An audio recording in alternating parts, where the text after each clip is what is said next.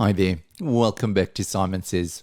My name's Simon, and today we're going to be having a look at the SwitchBot Pan Tilt Cam 2K, and I'll give you a bit of feedback on my thoughts, and thank you once again to SwitchBot for sponsoring this product.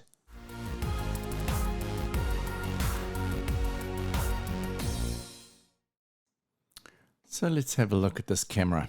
We'll just get it out of the box here and have a look and see what we've got. Alright, so it comes in a packaging like that with some plastic wrapping around it, and let's pull it out. Well, that's a really neat looking camera.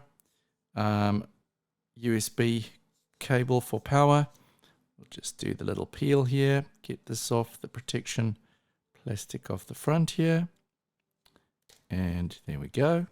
Alright, so let's see what else we've got in the box here. So we've got a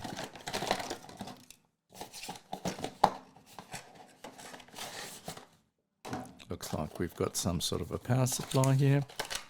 Okay, there we go. So we've got a cable and a power supply with this one. So that's what comes in the box.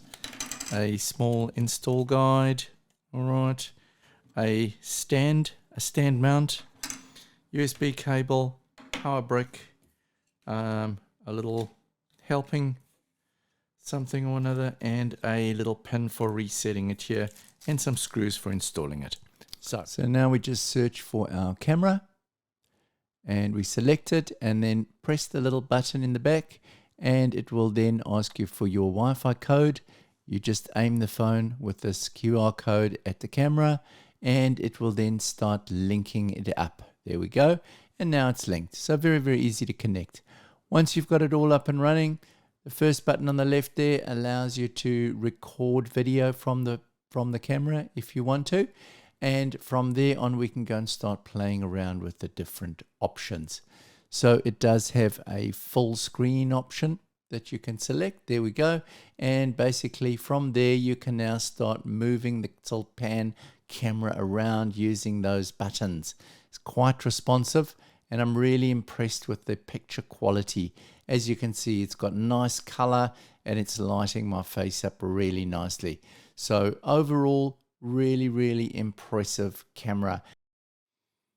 So just having a look at a few more things on this camera. It does have a privacy mode, so it can shut itself off there, so it can't view anything.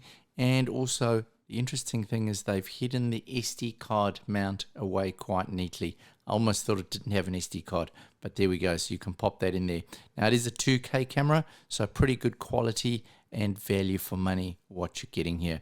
Now it does have a speaker at the back there, and that's for communicating from the app to someone in the room over a two-way communication. Now the limitations that I did find about this camera, there's no ITSP feed, so you can't feed it directly into Home Assistant, and also there is no Home Assistant native integration at the moment. There is a way to get it into Home Assistant, and that is using the Tuya app.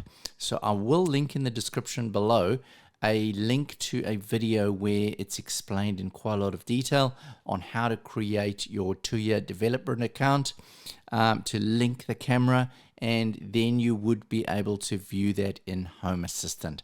So it's a bit of a long way around, but it is possible. Anyway, that's all for now. Have a great week. Bye then.